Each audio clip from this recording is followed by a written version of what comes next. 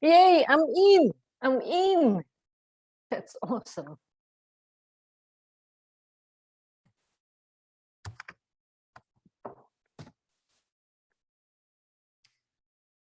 Elena, hello. Hi, Mary Helen. How are you doing? I'm doing good. Now I'm doing good. We're online, right? Yes, I'm so happy. I couldn't get in for 10 minutes.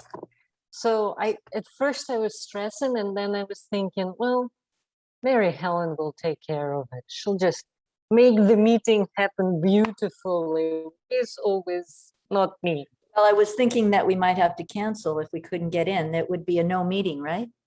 Yes. Okay, that's good. Well, let's see if anyone, we had some regrets of not people who weren't going to show up. Just might be you and me, Elena, talking Okay. about the book.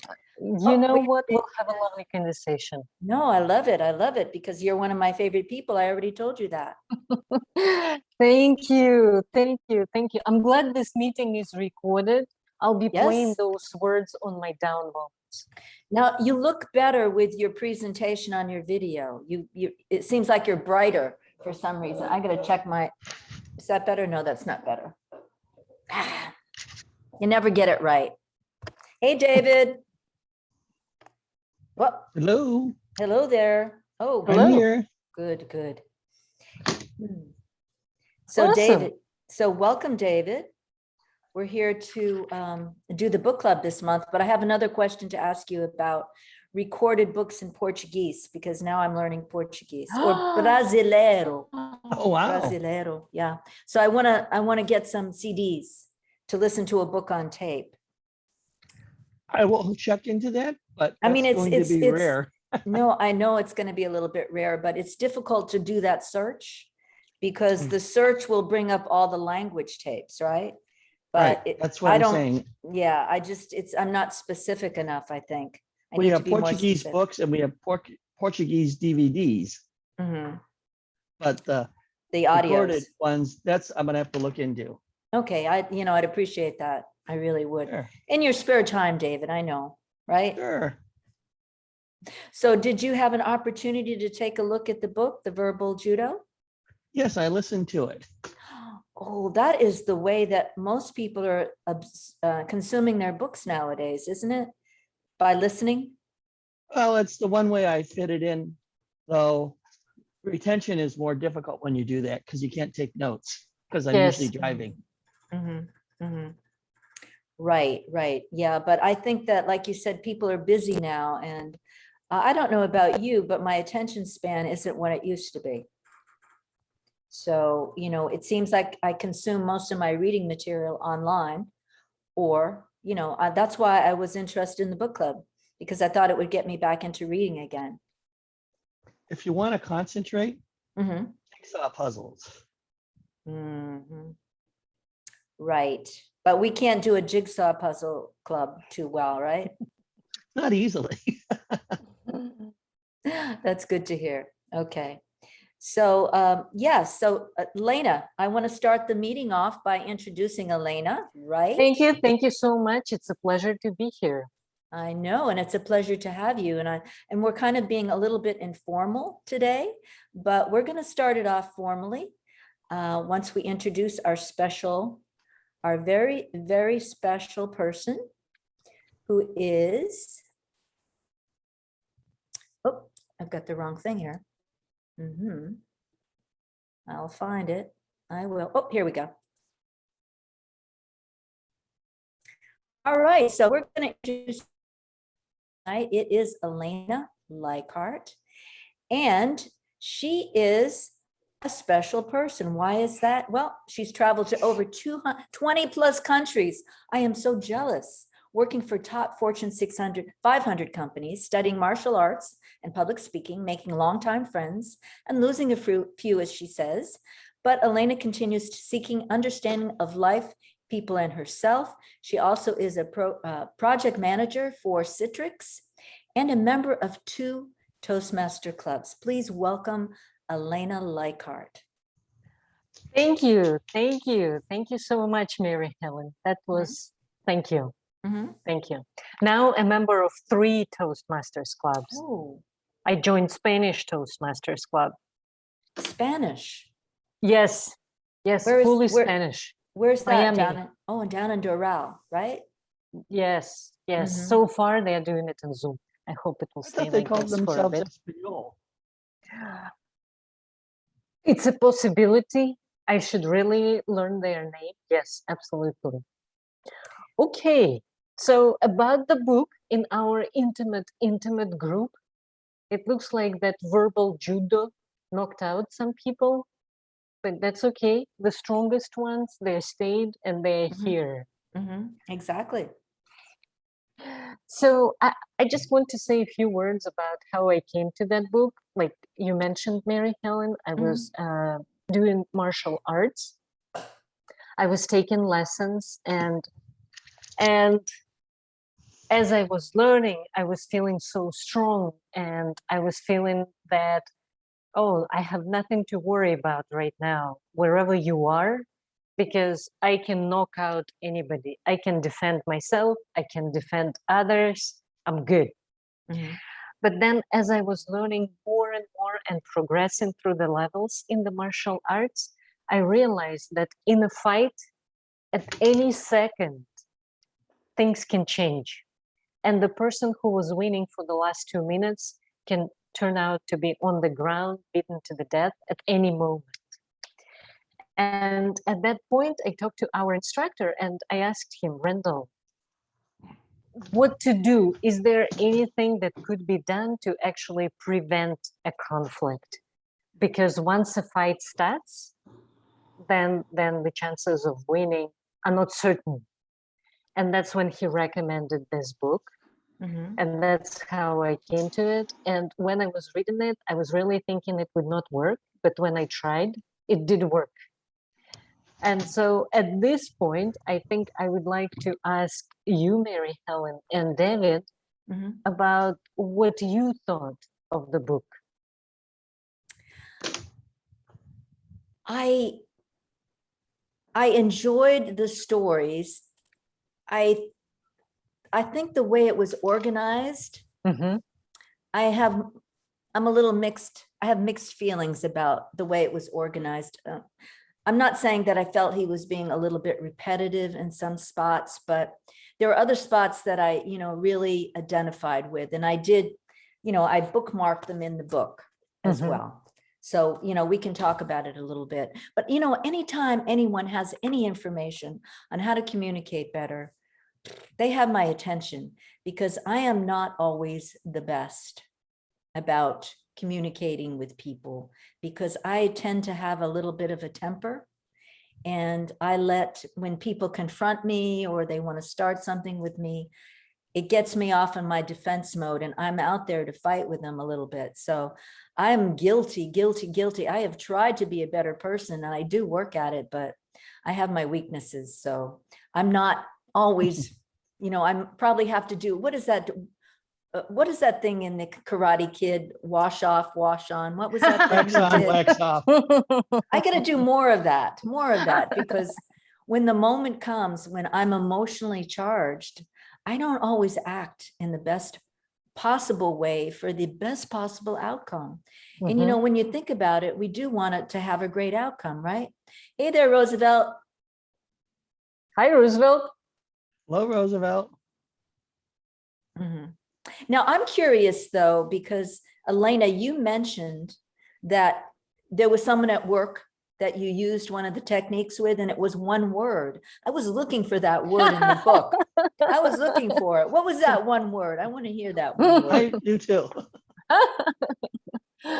Yes, there was a magical word. Yes. When the conflict was escalating when all those accusations were pouring on me Mhm. without me like completely being unprepared and not understanding what the heck just happened. Mhm. And then I kept listening and I felt the blood rushing to my hand Oh, wow. and like feeling like I'm getting filled. You know how they describe, I think he describes it in the book and also in other books.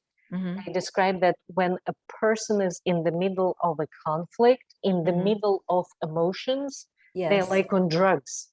Oh my They God. are physically impaired basically to think and to make the right decisions, right? So it was happening to me, and the magical word that I grasped for was whoa. And you know why? What Okay. We're gonna have to wait till her internet settles down a little bit here. Sure. We lost But her. we lost her. But now she told us that one word, David. It was whoa. Mhm. And Yes. I was thinking as I went back to that particular it took spot. me down a notch. Mhm. Okay, you Yes, it you were took me fuzzed down in emotions a notch. when you said whoa. Yes, yes. It took my emotions down. And then once that happened, I was able to actually answer logically and say, okay, you said this, here is what happened, and Mhm. here is how perhaps it was accidentally perceived. And so in the end, it worked out. But that's one word that actually took down my emotions. Wow. You know, when you brought that back, Elena, it reminded me of an incident I had with a next door neighbor. You know, I mentioned that he had his car covered for a change, and we have a lot of trees in our neighborhood, and I love my tree, and he was always trying to get me to cut it down, right? So when he started in about that tree and how it ruined the paint on his car, blah, blah, blah, blah, I started to get so angry. I could feel the heat rise from my feet all the way to the top of my head. So when you mentioned that, it just brought that whole situation back. And then I was off and running and yelling and screaming and running out of the house. And, you know, it sounds like I was a crazy person, but I really was. Yes, yes, yes. I could And have you used know, whoa. I could have used whoa at that time. just to take the pause. Yes, just to take the pause. And I like how he describing it. I think he called it sword of insertion, right? That's It right. was whoa, or listen, or let me be sure I heard what you just said, which I use at work, the last Mhm. one, Mhm. all the time. Because even as I'm saying those words, let me be sure I heard what you just said, I'm already taking my emotions a notch down. Mhm. And then I'm repeating what they are saying, just stating Mhm. facts Mhm. without bringing my feelings into this. And it makes a difference, definitely. And I'm curious, Mary Helen, a conflict with the next door neighbor, that's pretty much the worst conflict a person can have, because it's Absolutely. a conflict, the results of which you have to deal with every day. Mhm. And did you really introduce your twin sister, your non-existent twin sister? Was there a Well, resolution? I think, well, first of all, I just want to say this, that I was in a situation, I was tired because I had been working. I hadn't slept very much. They invited me over because I had been away for a while. And then they offered me a drink. So we were having a drink. And when you have alcohol and you're tired, it does not put you in the best mental state to begin with. Now, I realized after I had done what I had done, I tried to apologize, but he would not accept my apology. And, you know, he had some issues, I know, and there was a reason for him not to, but he would not accept my apology. And he did not speak to me for a year and a half after that. Wow, Mhm. that's very difficult. But, you know, if someone doesn't accept your apology, there's got to be something wrong there, right? Mhm. Especially if Yes. it's a heartfelt apology. But you're absolutely right about the neighbor. Now, I have another neighbor that came over who moved into that house after that neighbor died and said he was going to cut the branch over his house off of my tree. And because, you know, I'm crazy about my tree, I was upset and angry with it. But I knew I couldn't do anything because it was on his property, you know, anything hanging over the property, there's nothing I could do. And I realized that my relationship with my neighbor was worth far more than my being angry at him. So at least I've matured enough since the last tree incident. So you had a conflict? You know, I read somewhere, well, actually somebody smart told me that unless you learn a lesson that life brings to you, the life will keep repeating the same lesson over and over and over. And it looks like you learned your lesson and that's it. There is no conflict. No, because you know, you have to have a good relationship with your neighbors. Yes. Okay.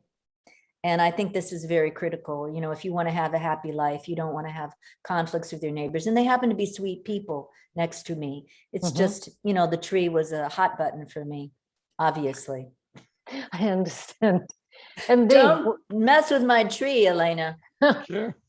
listen, I will not even look at it. Okay, well, no, you can look at it. Just okay. Dave, what about you? What did you think? I thought there were a lot of good ideas in there. The stories, like Mary Helen said, were very engaging. Some of them were even helpful. And it relates back to the woe that you had. And I think the one that I thought was most appropriate is when he gave the example of the policeman responding to a burglary, and the guy says, "Oh, it took you 2 hours to get here," and all this other stuff. You guys are just lazy and all this other stuff. And the way he didn't take it personally and the way he handled that. And I thought, well, that's how, when they say don't take it personally, I thought that was a good illustration of how you would handle that sort of thing. So that's the type of thing that I found useful in the book, of those type of examples for the personal. I'm not sure it will solve our other issues, but with people who are amenable to change, there is a good chance that this communication will work. That is a good point.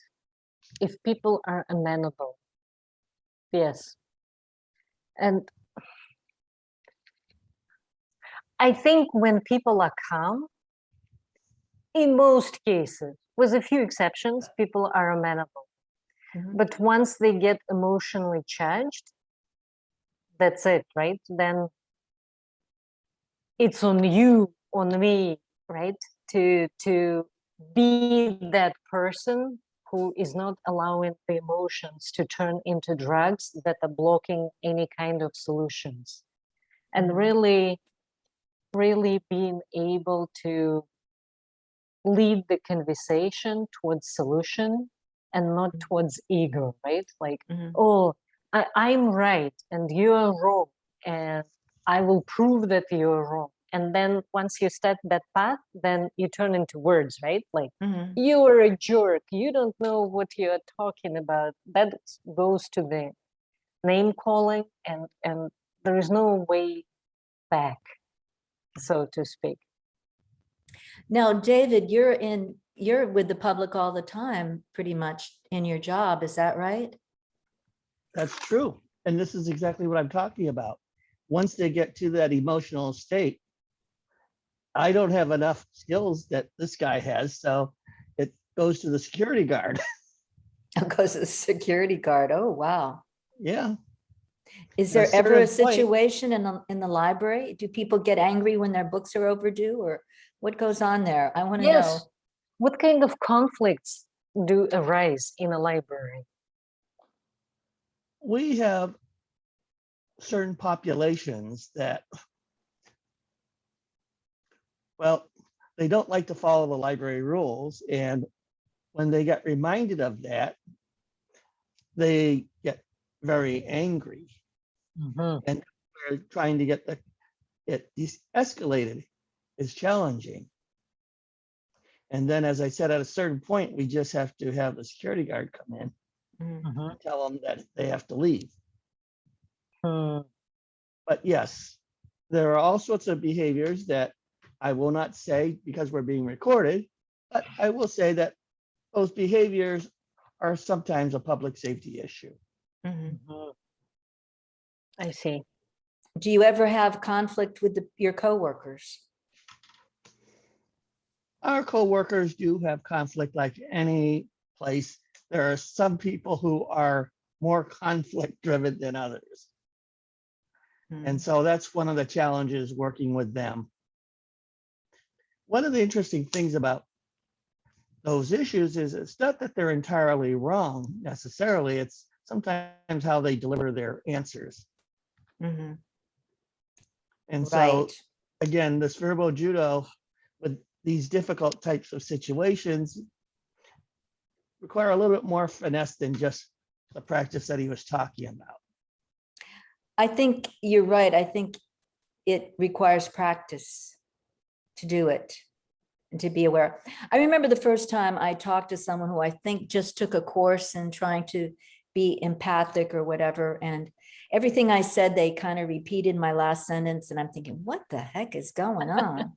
What are they doing? What are they doing? I mean, that was one of the techniques that he used in the book was, rephrasing. And you mentioned this before, Elena, rephrasing about what people said. Is this what you said? This is what I heard. And I think it's very helpful. And those are some of the techniques that he, suggested in the book and that do work pretty well and are in other kinds of books as well when you talk about verbal persuasion.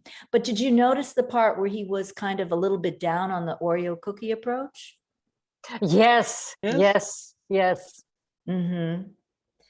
And I don't, I don't think that we do the Oreo cookie approach exactly that way. Do you in Toastmasters? Or at least the better ones don't. I think the ones who have been with the Toastmasters for quite a while, they learned how to make that Oreo cookie not so much, so to speak, black, white, black. Right. Okay. They learned how to mix it and mingle it and weave things and make it beautiful.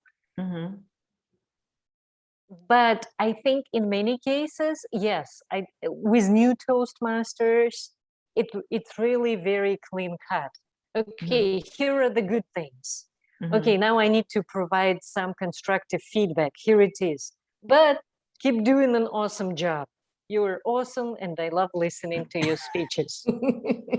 And then when I see that clean cut or clear cut Oreo cookie, I do take a step back and I tell myself, I'm not really bought into this. That's not from heart, that's from mind. Well, I think, I don't believe I've ever heard Roosevelt give an evaluation, but I have heard David and I've heard you, and you are both exceptional at evaluations. They're beautifully given. People walk away with something that they can grow with. But at the other hand, I don't feel like I have gotten beaten up. That's great. That's great. Oh, good.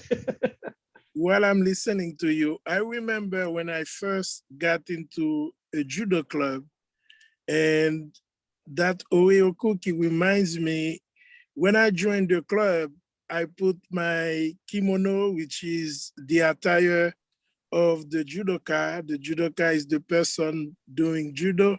And the very first thing that the sensei, the trainer, taught me is how to fall.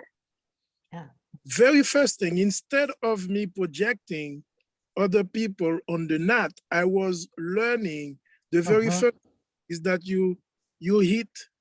And the second thing is that you need to control the neck. That means it is all about, when we say verbal judo, it is really judo is to master yourself and understanding the other person's strength will be his weakness. You will be using his strength against it. Sometimes if the person is pulling, you do not pull, you push in the very same direction. So that's why this book is an amazing book.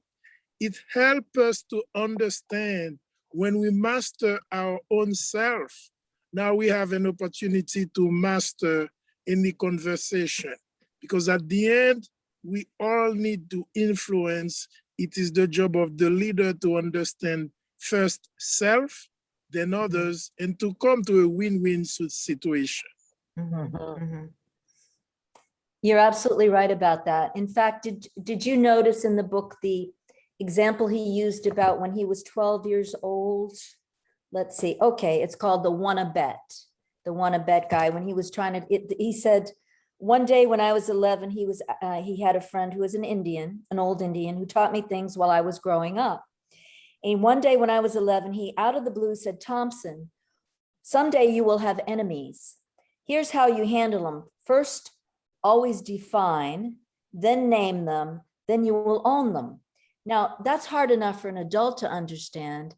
Can you imagine how 11-year-old took it? But he remembered what he said. The Indian walked off in the forest, and I thought, what does that mean? It sounded kind of like Indian folklore, and then I hardly gave it another thought until I was 35. Then I was on the streets making enemies and not being able to handle them. And then he goes on, and it's just what you said, Roosevelt. The enemy was him. And that's a little bit, I could identify with this because he mentioned when people challenge him or they say, wait a minute, he said, I didn't understand, but I acted, okay. It was people, I knew my biggest enemy was anyone who challenged my authority.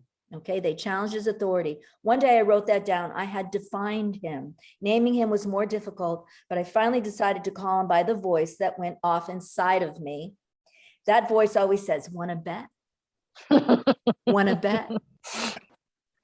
So I called my enemy the wanna bet guy. And I said to myself, George, be careful of the wanna bet guy or he'll own you somewhere, sometime. So it's exactly what you were just mentioning, Roosevelt. That guy said, oh, that challenge, when people challenged him. And imagine as a policeman, people are constantly challenging him, right? Oh, yes, absolutely. I mean, that's going to be one of the highest stress jobs you could imagine, dealing with people in the worst possible conditions for the most part. Absolutely. Dealing with yourself, sometimes you, Roosevelt, might be Roosevelt's worst enemy. You know what to do, but you don't do what you should do. And so you do things and then you reflect after.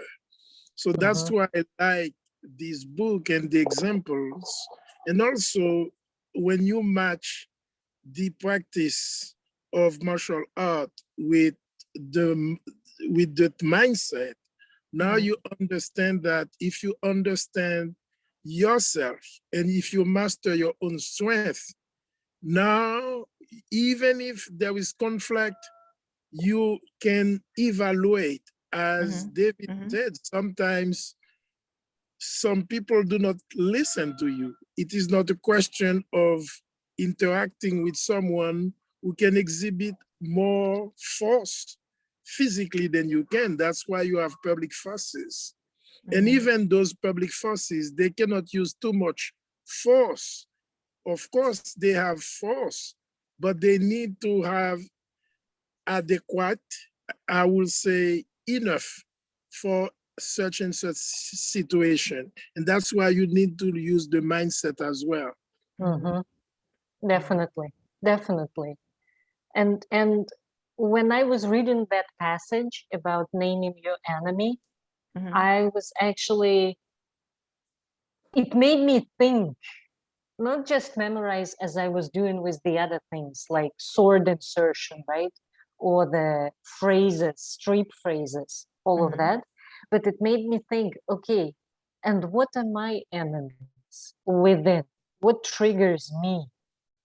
And I started thinking, no, I cannot think of anything. But once I stripped that, I cannot think of anything and started digging deeper, I did identify the situations that trigger me. And I did start naming them and actually writing down. And it does help. It does make a difference because like Roosevelt, like you said, it's all about know thyself. And then before you know anybody else. And sometimes in situations, in work situations, for example, if I know I have to have a difficult conversation with somebody, then I'm thinking through, okay, what I would say, what they would say, how they would feel. And then it's not about that. I should be thinking, okay, if they say this, how do I make sure that I handle my emotions that will get triggered so that to continue this conversation towards the solution and not turning it into the power play or the forcing side and the injured side, right? Mhm, mhm. And Absolutely. did And you? another book that we might refer to this conversation right now, this is The Art of War, in which Sun Tzu talks about you use to win the war, the best general wants not to win the war with warfare, but with mindset. Mhm, So that means the best way to win the war is not to fight. mhm.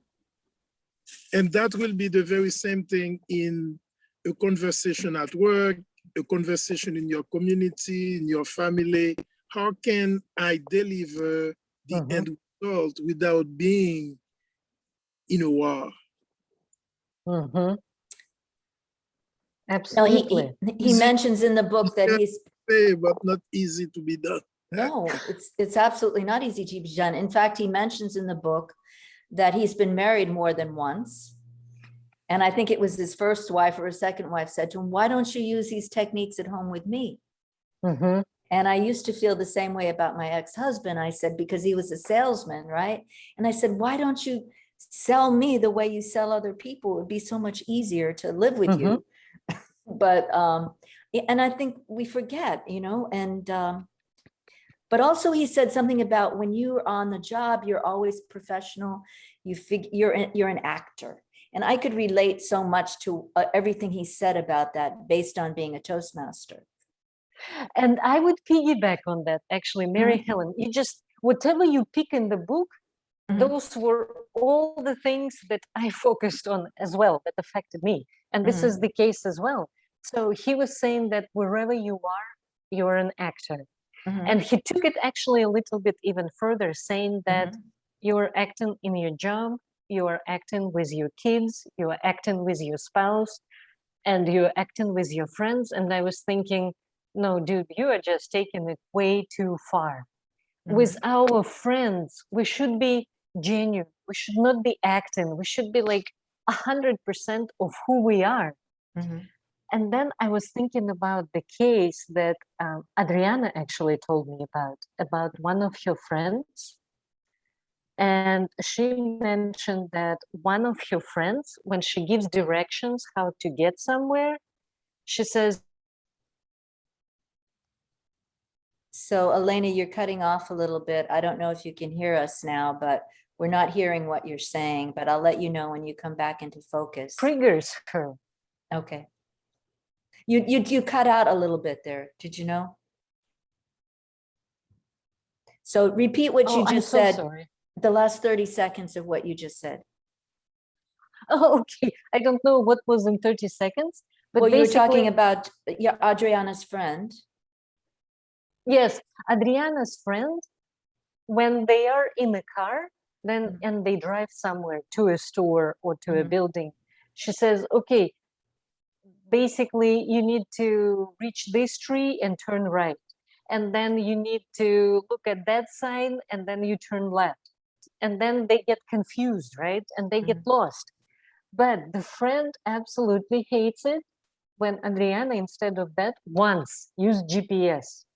And so now what Adriana does, she always follows her friend's direction, even if they get lost, but she follows, right? So that not to hurt the person's feelings.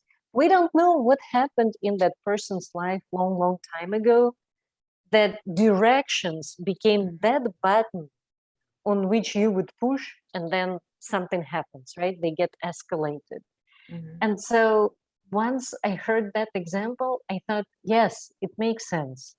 We do have to act, or we get to act, right? And think that, yes, we are with our friends. I am with my friends. Mhm. but I don't know what happened in their childhood or in their adolescence. Mhm. I don't know what might trigger them.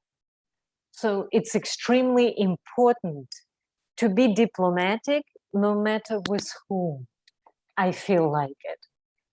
Because like I mentioned in my intro, I made friends, but I also lost friends. And Mhm. I don't want to lose a friend ever again. Well, I can certainly relate to that, having lost friends and having altercations and always wondering. And I went through a period of time when it seemed like people were beefing with me all the time. And I thought, well, there's only one person that was in all those situations. It was me. So there's got to be something that I'm doing. Unfortunately, yeah. And because we tend to think, well, I don't know about everyone else, but I tend to think the best of myself. I think I'm a nice person, da da da da da da. But sometimes there must be something about my personality that, gets people annoyed or pissed off or whatever you want to say. Yes, yes. And unfortunately, we never quite know what that thing is, right? No, absolutely not. So we have another visitor. I didn't expect Stephen because he's been having some issues with his eyes, but hey, he's here. And it's good to see you, Hello. Steve. Hi, Hi. Stephen. Hi. Hello. Hey, Steve. So Hey that there. means we can't talk about him now. We'll just have, Oh, well, then we have nothing else to talk nothing to else then. to say. Nothing Nothing else to else. say, Steve. The meeting is adjourned. You read a book like the verbal art of judo, the art of verbal judo, and that's the introduction, the welcome I received. I wonder what George Thompson would have to say about that. Oh, you're absolutely right, Stephen. I failed miserably. Sorry, no, teasing. So do you think, I think that teasing though is a little bit verbally aggressive, don't you? And I tend to tease people an awful lot. So I try to stop, but I haven't been able to do it successfully yet. Maybe that's just one way that I can do that, Steve, when I think of this moment, no? Yeah, no, I think teasing is a good way to show cariño to people.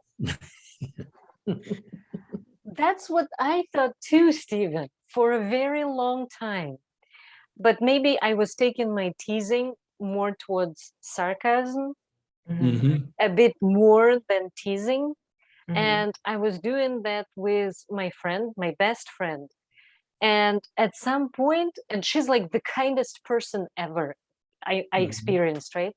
And at some point she said, "You must hate me so much."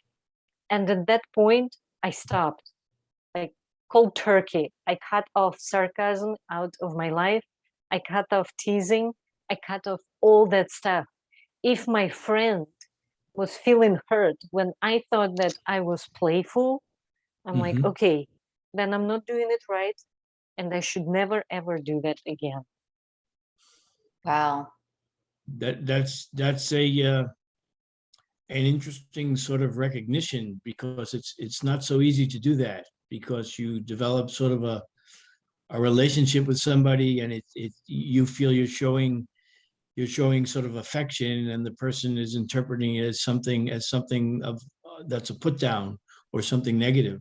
Mhm. And and also there are a lot of cultures that rely on sarcasm to express feelings. I mean, there's a lot of cultures. I mean, they used to say that the two best languages for what Mary Helen, David, and I used to say in our youth for ranking people out, okay, an expression from the 70s, Mhm. were languages like Romanian and Yiddish, that they had all these great, like in Yiddish, we've adopted a lot of that vocabulary into English vocabulary. You're a schmuck, or you got chutzpah, or because the words are just ready made for to describe something concrete in a certain way.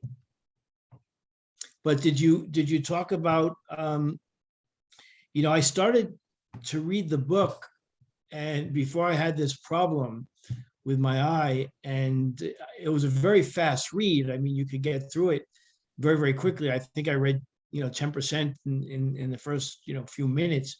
And then I had to put it down, and then Mary Helen sent me some of the reviews, which I actually reviewed all of them, Mary Helen. So, and, they were very helpful, but, it's just interesting how he is based on, years of experience as a cop, basically.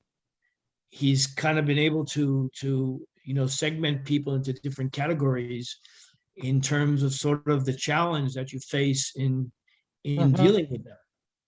And I think it's, it's very interesting. I mean, obviously, when he goes through, initially he talks about, body language and tone and all of that. It almost looks like it's a description that is geared towards somebody who is like in law enforcement, because most of the time when we're dealing with people, and particularly during COVID, when we're talking to a screen, you don't have people getting very aggressive and in your face, and particularly as an adult, when we're younger, I think we face that more often. And I certainly did. And I used to get into fights as a youngster a lot. But I think as we get older, if you're just with normal human beings who are relatively reasonable, they're not gonna, get so aggressive, like it's to say, I'm gonna wind up and punch you in the face or something like that. So I don't know how relevant that is to us every day as much as the other stuff where he just says, look, you just gotta, see how people sort of the words they use, and then of course the tone of voice and stuff like that. Totally agree. Totally agree. There were some things that was hard to relate to because I was not quite in such open conflicts. But at the same time, there were things that were more relevant, like you were saying, something to words, right? For example, especially for me, I really enjoyed how he would give examples of the phrases that people sometimes use, which are exceptionally annoying, like, what's your problem? Right. And then instead of getting all aggravated inside, there is a ready phrase to use. And then once I rely on this, we can call it crutch, right? Once I rely on this crutch, it picks me up, and then I'm ready to think and be actually reasonable. And that's what I enjoyed, that recipe We lost her again. that helped me. Shoot, I don't know what's happening with my internet. I'm so sorry. Well, I'll jump in with one thing that was useful. Because he was a police officer, he was going over those steps on how he deals with stopping people. I thought, well, that's something that could apply when I'm going after people for infractions, so to speak. About he's got this approach of how he approaches them and greets them and tells them what's going on, especially with the masks and other issues. That I found useful. Most people aren't doing policing, so to speak, but we do a little bit in the libraries, and so I found that one pretty interesting. Well, I had noticed during COVID, David, that in our local library, there would be a policeman there at the door. I don't know why, but I don't know if he was just a security person. But, obviously there were signs on the door saying you should wear a mask when you go in. You had to. It was obligatory during a period of time. It's probably not obligatory anymore. No, it's all gone away with governor's orders in May. So now it's just recommended. Okay. Yes. One of the things I've noticed over the years, and he talks about how you have to approach somebody to kind of address a problem. So for example, you have to talk to them in a certain way. And he says things like, I think, what I understand that you're saying is sort of as follows, to kind of confirm. But I think it goes back a little bit to what Elena was saying, is that if you become too formal with somebody, it almost becomes, it could be interpreted as disrespectful. I mean, you try to show respect, but you've got to kind of manage a balance between being too formal with people you know pretty well and just being you know, how you would normally address them. So most people I found have a lot of trouble sitting down with somebody and saying, you know, I have an issue that's bothering me that involves another person, and saying that in a kind of a somber tone. And because most people I've seen over the years, what they do is it, you know, the tension sort of builds and the frustration sort of builds, and then ultimately something sort of infuriates them, and then they just explode, and the whole thing is undermined because it takes all that emotion for them to confront the person, instead of confronting them when they're a little bit piqued and they can discuss it in a proper tone of voice. Mhm. That's such an awesome point, Stephen. It's incredible. It's absolutely incredible. I think a lot of people, starting with me, have trouble probably speaking up or voicing disagreement. That's a good way of putting it. And I got this book. I think it's called Crossing the Threshold from Fear to Love. And basically there are different virtues described, right? And one of them is about being gentle with others and gentle with yourself, right? And the author is saying that you can be gentle with yourself by speaking up. If something bothers you, voice it. And that was just such a mind-blowing idea to me, the whole gentleness idea. I grew up in Russia, and the principles are there. Okay, stay quiet, people think you are smart, right? If you're a woman, be modest, blend in, that's those kind of things. But those things, they collect emotions, collect, repress them, and then they get exploded. And it's really important. The gentleness is really in expressing ourselves right now when things are happening before it turns into something so much worse. So it's phenomenal. Yes, totally agree. Yeah, that I've seen that a lot. But there was another point that when you were talking, Stephen, about, he was saying, when you talk to people in a professional manner, it's really better to personalize it so they don't feel like they're just being talked at with a script. Right. Or a professional behavior, that there's nothing there, that everyone is just responding mechanically to them. And he used the example of the waitress that goes, "Hi guys, my name's Samantha, I'll be your waitress tonight." And you go, "Okay, yeah, all right." You know, she could just do some little thing that would make it seem like, oh, she was happy to see you and happy to serve you, and in the best way that you wanted to be served. I don't think people ask that question often enough. How do you want to be served tonight? Do you want me to give you some time to relax and enjoy your meal? Or do you need to get out of here to see a movie? Let me know. Something like that, right? Or, hello, my name is Samantha, and if you know, if you don't leave me a 20% tip, you can get the hell out of here right now.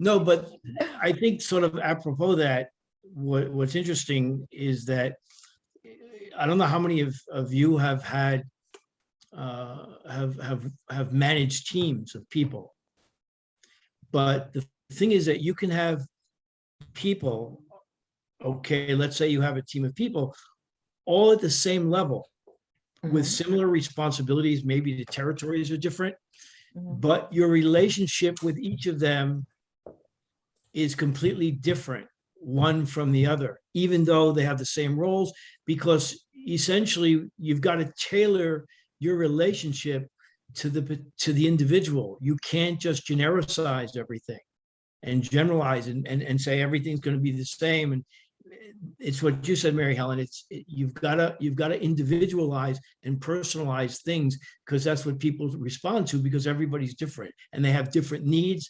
They have different concerns, they have different likes and dislikes. And I think you have to understand whether you've got a team of people, under you, or you're working sort of across whatever the aisle, whatever, then I think you've got to be able to do that and individualize the treatment and your relationship with everybody. Everybody's different. Mhm. Absolutely. And Now, actually, I'm sorry, Mary no, Helen, please go ahead, go ahead, go ahead, go ahead, go ahead.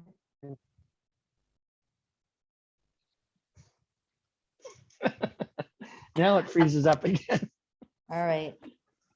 So you can go. Well, I'm just thinking it's kind of, I'm sorry, I'm having some weird issues with my internet tonight, but I was thinking what Stephen says makes a lot of sense. On the other hand, it's completely opposite to what we were taught, which is treat others the way we want to be treated. And why is it opposite from that, I wonder, Elena? Why do you think that? Well, because Stephen says that you need to find individual approach to each and every person and have a different style of communication and different style of interaction and perhaps handling, maybe not conflicts, but uncomfortable situations with those people, right? But if I treat others how I want to be treated, then I will be treating everybody the same, how I want to be treated. And everybody is so different. So how would you want to be treated? With respect, I would imagine, right? I would want my internet to work tonight. That's how. With respect, for sure, yes. But then again, the definition of respect perhaps is different, right? For everybody. Like Dave was talking about library situations and certain group of people, right? Their definition of respect is probably different. The fact that he comes up to them and reminds them of something they are supposed to be doing, perhaps to them, it's disrespectful. Just that. And that's my guess. That's my guess. While for me, I would not walk into the library without knowing how to behave, right? So it's completely different. And just everybody is so unique. And then it becomes the next aspect, right? How to recognize the unique points in each person as soon as possible before starting to make the mistakes. Well, I think that's why some companies spend a lot of money on personality profiles. I wonder if they ever use them properly, if they're going to be a good fit for the company or how to behave with people. Certainly human resource people do that. And then they do, the study of human nature is very common and something that we all find puzzling. And if we want to succeed in life, we have to at least to learn how to get along with as many people as we possibly can. But I want to go to a part of the book, and I had to just relate to this 100%. It was toward the end of it, it's called When You Are Criticized. And it goes here, he says, I have a few simple guidelines for taking criticism, which we all must at times. None of these will be new to you, but it is worthwhile to list them here as reminders. And the first one it goes is maintain eye contact. Don't roll your eyes as if you amazed at the stupidity of the person doing the criticizing. I mean, I totally lost control of a conversation with someone who came at me for no reason at all. And I'm like rolling my eyes because I'm thinking, why are they doing this? What's the purpose of this? They saw me roll my eyes and they got so incensed and pissed off. That was it. I wasn't going to be able to bring them back down. Was this while you were on or off a Harley?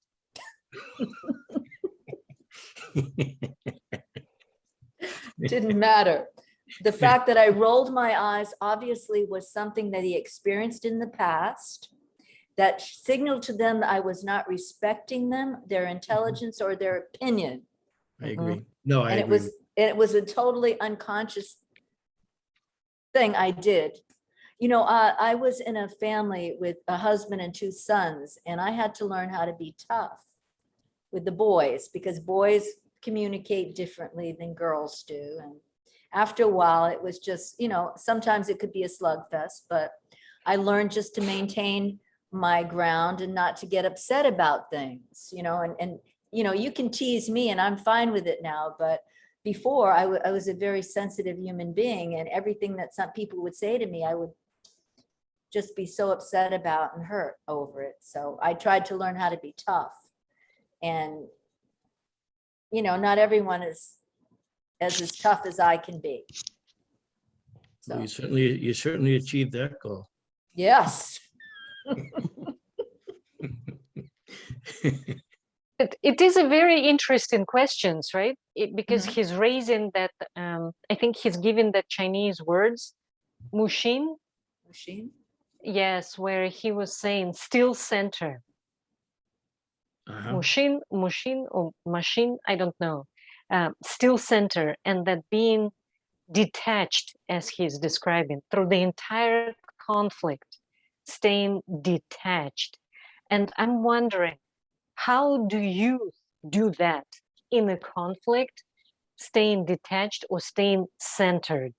And I understand not always it happened to you that you stayed still centered, but in those situations that you did, what do you attribute that success to?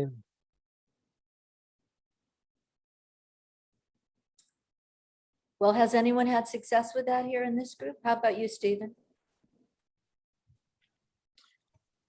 Well, I think it begins with trying, and I think he says this in a little I read, that you really have to try to kind of put yourself in the other person's shoes and understand their position.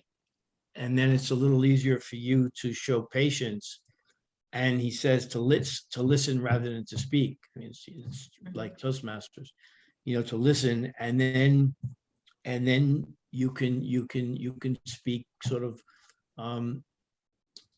sensitively, but make your point. I've been in sales for a few years, and I find something that's very effective is to acknowledge how someone is feeling or they're coming. And I will say to people often, you sound so frustrated. I can understand how you feel. That's good. Mhm. That's good.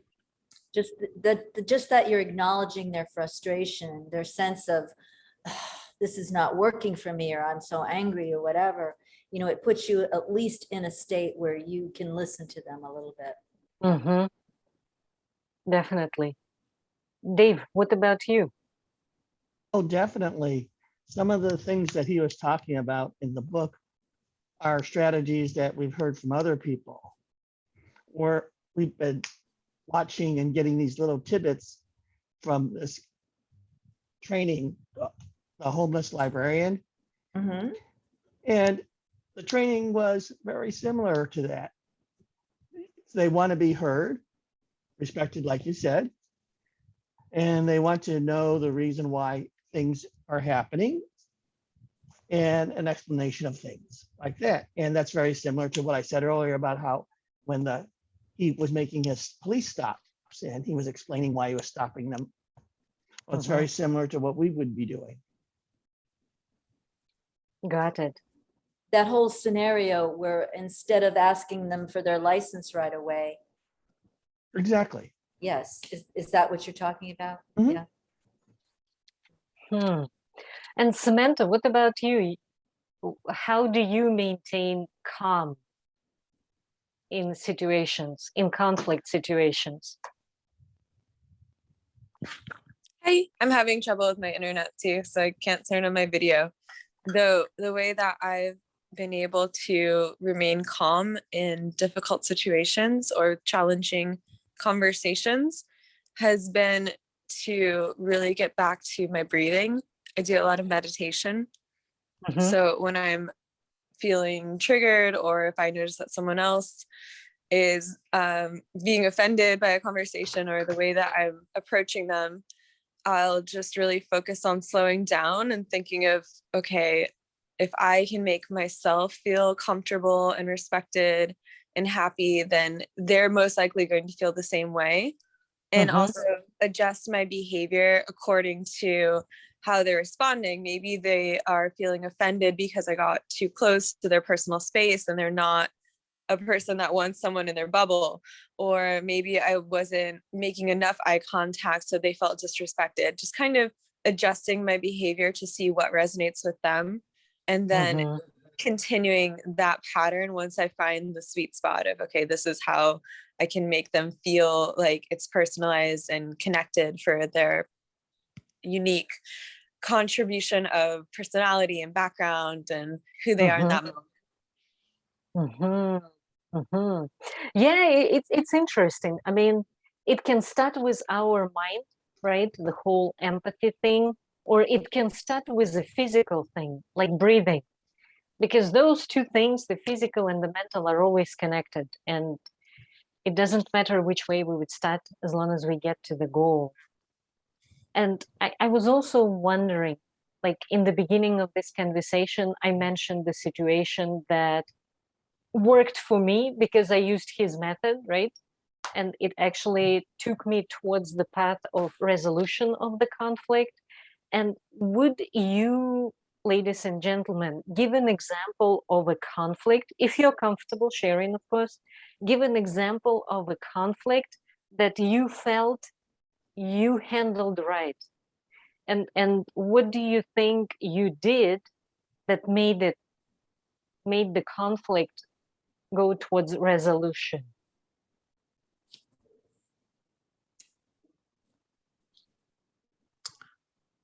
Well, I can think of something recently is what I've learned to do is apologize more quickly and spend less time feeling self-righteous about things, even if I felt that it wasn't necessarily all my fault.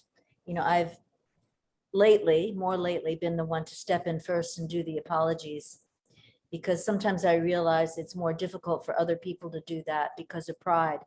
And pride is something that is a real stumbling block for many people. And I'm one of those people. I'm very prideful. So yes, I've had a situation where I realized that I was wrong. Didn't necessarily have to apologize, but I felt that I needed to address what I did and said immediately, just to get things back on an even keel. And the other person was happy that I did that as well, because it took away from them the responsibility of having to patch it up or do whatever. Yeah, so apologies immediately.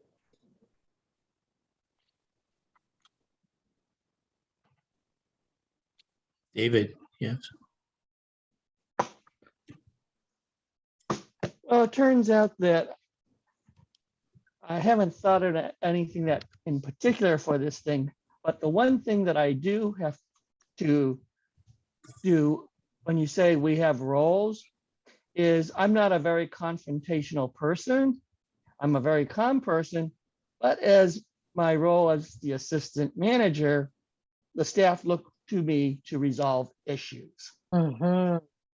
Yeah, so whether the AC is going out or it's a problem customer, I have to adopt that persona and say, I'm the man. And then I have to work on solving issues. So it's in your case, it's about taking the ownership that, okay, if we have an issue, it is up to me to resolve this issue, instead of more of a different approach where, well, it's their fault, so they should be taking care of it. It's more about taking the ownership. Awesome. That's a big thing, definitely. I have a vignette. It'll take a little bit, but it was a very sort of big lesson for me when it happened. I was based in Taiwan for a couple of years, and I had a finance director who was going through, he had a lot of issues, and we ended up agreeing that he would leave the company. And then I went back to him at one point. His father passed away shortly after that, and I went back to him and, sort of said, listen, if you're willing to make an effort, then I'm willing to make an effort. And this got very confrontational previously. I mean, in a place like Taiwan, like in a lot of countries, if you rub the wrong people the wrong way, it gets dangerous, in fact.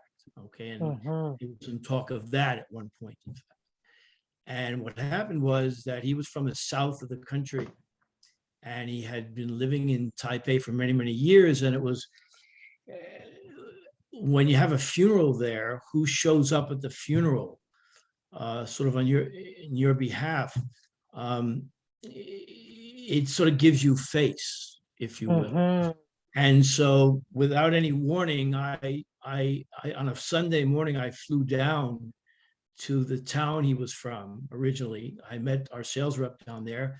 And when I showed up at the funeral, actually, I was one of the few people called up, and they say, you know, in the Buddhist tradition, you go up and you bow and you say, Jujong, Jujong, Jujong. And he came back to Taipei, and somebody who had been perhaps my arch enemy Mhm. turned into my greatest ally. And the lesson that I learned from that, most of all, was that sometimes the way you manage an issue is actually more important than the issue itself, which is a more sort of Eastern concept. Here, Mhm. we look at the substance of things, but lots of times it's sort of like, you know, it's the way you handle the issue, and that's really what is most critical in a high pressure and stressful situation. Hmm. Well, I think I think it's true for any conflict, right? Handling the way we handle the conflict, the way we talk to people, the way we do things. I think you went further than that, right? You took it to the next level where, in a sense, you didn't give up on a person. You didn't write him off. You saw the potential and you took it upon yourself to bring that potential in a person where perhaps the person didn't even see that potential or didn't want to share it with anybody, right? It's my way or the highway. And the Mhm. fact that you were able to step over your pride, what one might see as pride, right? And actually come to the person when the person is at their lowest emotionally, that is amazing. That is amazing. And definitely moments like this, they make the relationships. Absolutely right. Absolutely right. Wow. Samantha, how about you?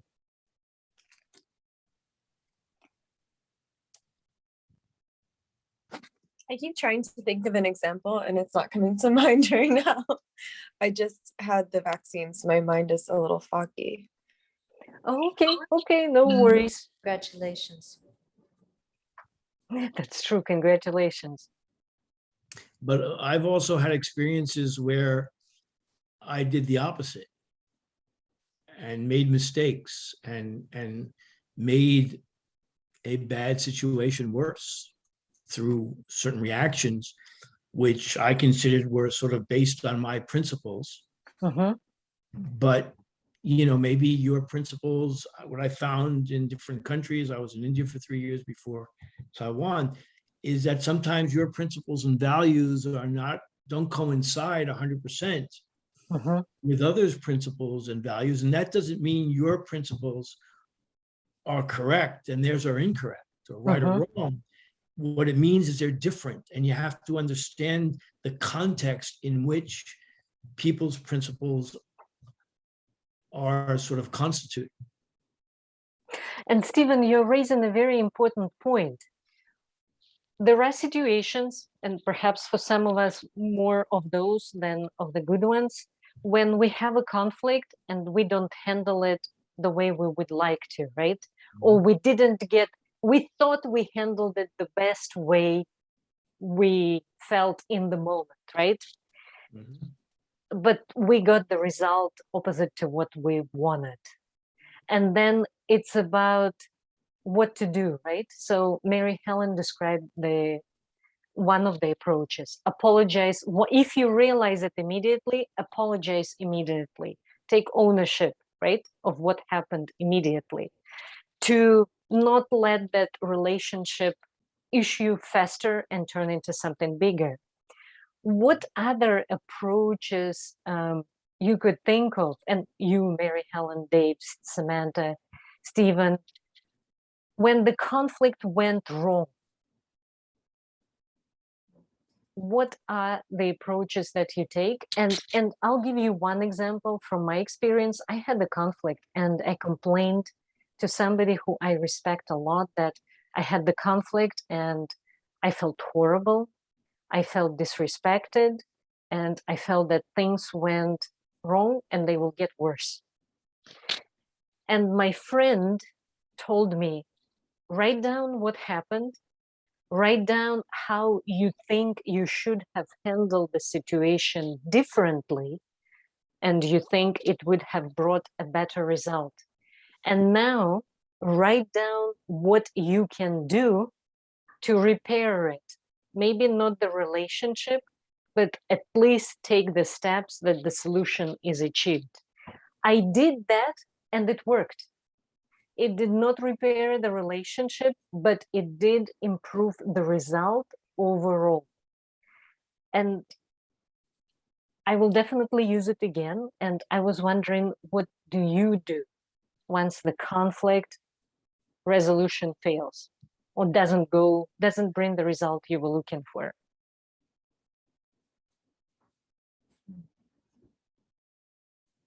You know, I can't think of a specific example myself, but I remember the example in the book where the girl was an Oriental girl and she was screaming about something, very upset. And someone said, well, I can't understand what she's saying. What is she saying? What is she saying? And he ended up handing her a piece of paper and said, here, write it down. And the fact that he was able to divert her to do something physical actually took her away from her feelings, and she was able to do something, write something. And I think a lot of people are that way when we can get people to do things physically rather than stay in the verbal. I think that's one method that we can move things around a little bit or stop the negative energy flowing. Do you remember that example in the book, Elena? Yes. I absolutely remember. It was a Japanese girl and her boyfriend ended up in jail, but as they worked out the understanding of what she was complaining about, then they realized he was released. Yes, I remember that one. Yes, definitely. That was a very interesting approach to an international conflict.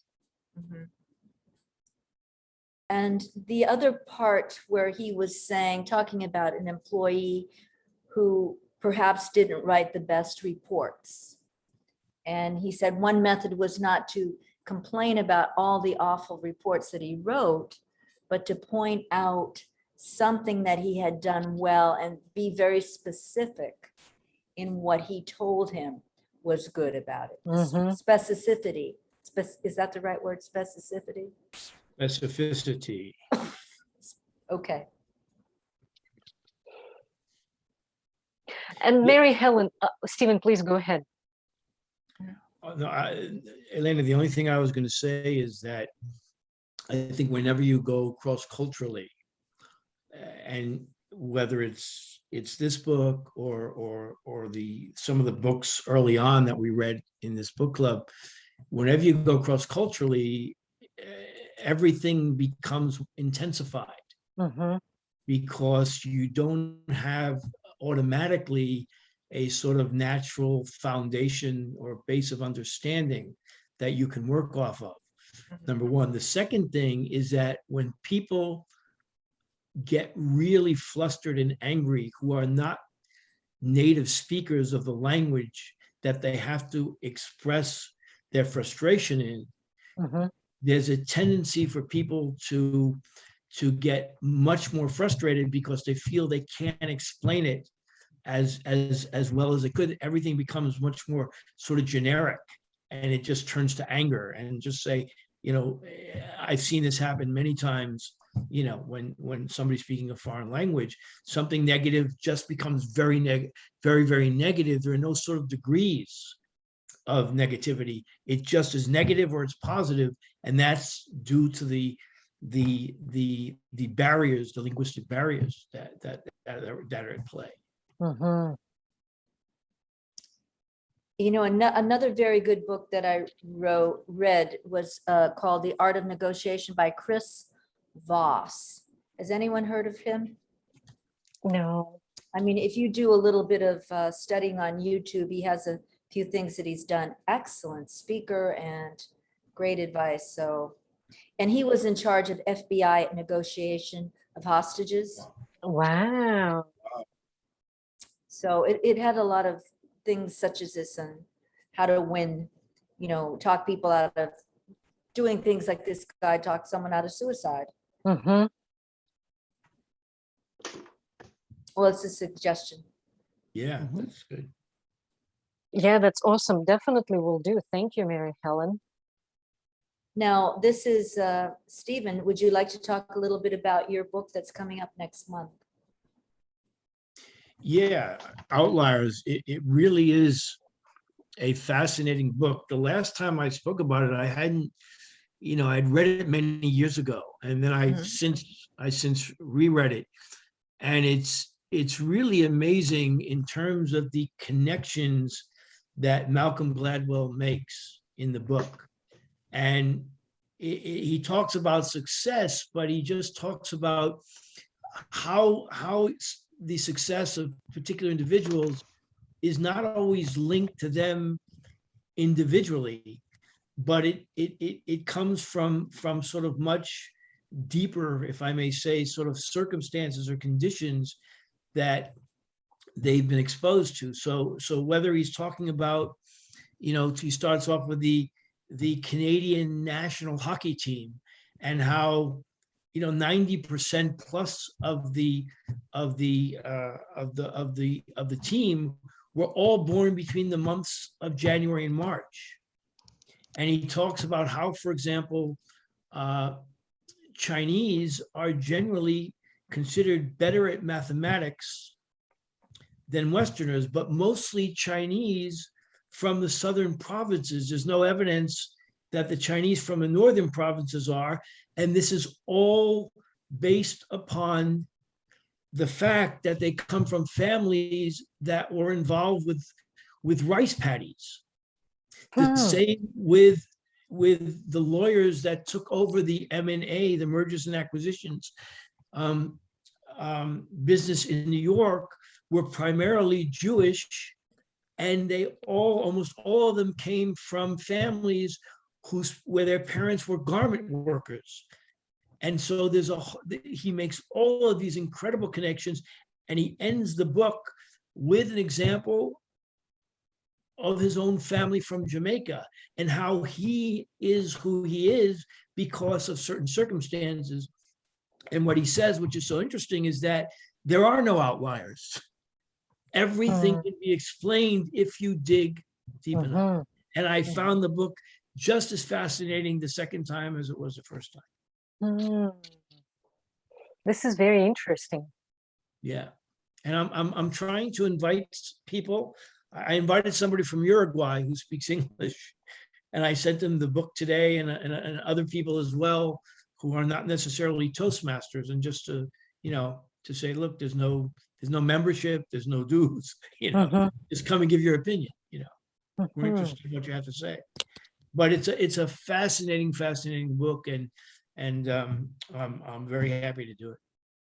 And Stephen, did you take the book further and look at perhaps your family and your background and try to figure out what made you you?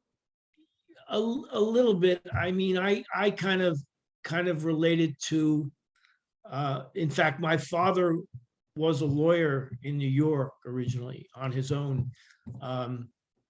But I think that, if I look at myself, I look at my brother and my sister, I think it's a combination of, we come from a family that believes in hard work, and, my father was a sort of a ruminative sort of thinker, and my mother was the kind of person like, take the garbage out yesterday kind of a thing. And so that I think has contributed to the way we have developed, I think, to a large extent. Interesting. But Mary Helen? No, I think that's going to be a fascinating conversation with this book. Have you anyone ever read Malcolm Gladwell, any of his books? How about you, have. David? Yeah. Yeah, I've read several of his books, so he's fascinating. People don't always agree with him, but he's always fascinating. Well, That's true. sometimes That's that's true, a and good it- thing, right? And his latest book, David, it's called The Mafia something. It's not about the mafia, but I saw it today, and there was criticism that it was very light on details and big on sort of theories. Mhm. But he's a very fascinating guy, that's for sure. And he does have his own podcast, Yeah. so you might want to check him out. He's an interesting speaker, a great storyteller. He's all of that. He's a very interesting guy. And he has a very weird haircut too, right? With that thing sticking up straight off the head. Yes, Interesting. another of his fascinating books is David versus Goliath. Absolutely. Yes. That was very fascinating. And Blink. He did Blink and Turning Point. any of his books are great. Yeah. So I was considering doing another classic in August. And how does Think and Grow Rich sound? Do you think that would be an interesting book for people to read? Have anyone ever read it? I Not haven't read me. it. I've heard of it. I haven't read it. Oh, good, because this is a Still real a popular item. It is still a popular item. Never goes out of style. So that, or I was thinking of that or the 7 Habits, but I think a lot of people have read that. Yes. And I Yeah. think Think and Grow Rich might be a little more food for conversation and thought. It's an old classic and it's readily available. So we'll see about that. And Elena, before we sign off, do you have anything else that you'd like to comment on your presentation, Verbal Judo? No, not much. Just want to thank everybody for being honest and genuine and sharing your experiences. Conversations about conflicts are not easy conversations, and I appreciate you sharing your experiences. No, this is great. Elena, this is actually very interesting. I enjoyed it, actually. Thank you. I really did. It was good. All right. All right, Well, so We'll enjoy see you on your, Thursday, I guess, huh? right. Enjoy your Yes. Saturday night, everyone. Good night. Okay. Good Thank night, you. everybody. Good night. Spasiba. Спасибо. Okay. Bye.